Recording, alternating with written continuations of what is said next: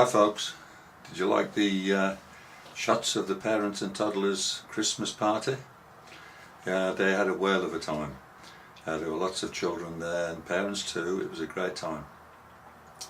You know, when I'm around children these days, I can't help but kind of feel sorry for them, because I think, what kind of a future have they got? I mean, I guess my generation has seen the best days in this country. And I wonder what the children of today, what kind of future they have. And I have a granddaughter. In fact, I've got more than one granddaughter. And I do feel concerned for their future with the state of this nation. One of the problems I have when I'm around children, particularly at this time of the year, I think how many of them are aware of what Christmas really is all about, and how many of them will hear about Jesus Christ at this time of the year. How many of them know about him or will think about him. They don't get any teaching in their homes, they don't get any teaching in schools these days. So they really don't know what Christmas is all about.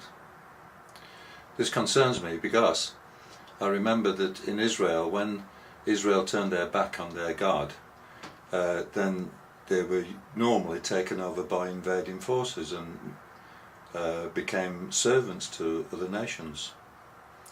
And I know that things don't change, and that if we turn our back on God, the same thing will happen to us. Already we're not a sovereign nation anymore. We're ruled by this great power of Europe, which I'm not very fond of, to be honest with you. I never voted for it. But now we are the servants of Europe. And I have to say that what happened to Israel of old is really happening to England of today. I'd like to encourage you to go onto the page, look at our world, and have a look at my favourite YouTube videos. I've just put a video, an old video on there, of a speech by Winston Churchill preparing this nation for the Battle of Britain. I'll tell you, it's prophetic. This was probably around the early 40s, 1940s, and when you compare it with today, it is absolutely prophetic. Let me encourage you to go and look at that video and just use your imagination to think of his words for our country today. Some of the things he says are this: upon this battle depends the survival of Christian civilization and our own British life. If that's not prophetic for today, I just don't know. Another one: the whole might and fury of the enemy must soon be turned on us.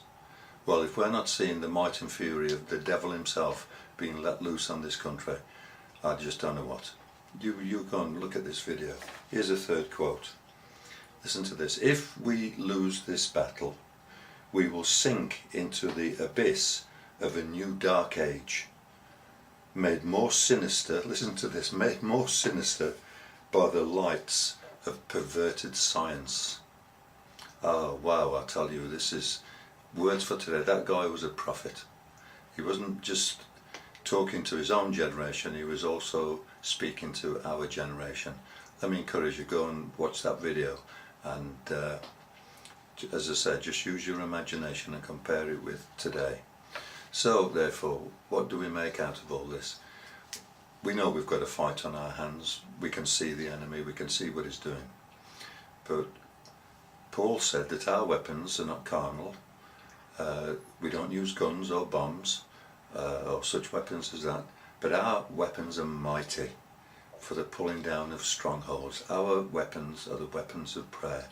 And I would encourage you, as we come to the end of this year now, and we approach 2011, almost forgot the date there, as we approach 2011, start praying. Pray for the United Kingdom. If you're from another country watching this video, then you pray for your own country, wherever that may be. But all of our countries are seriously being attacked by an enemy far worse than Adolf Hitler, and that's the devil himself. So let's make a resolution for the coming new year that we will pray for our nation. Don't let's be apathetic. I always quote this to many people. The only way evil people can succeed is when good people stand by and do nothing. So make a decision to pray for our world, pray for our own individual countries in 2011. In the meantime, have a very happy Christmas and a very prosperous New Year if that's possible. But God bless you all. Bye bye.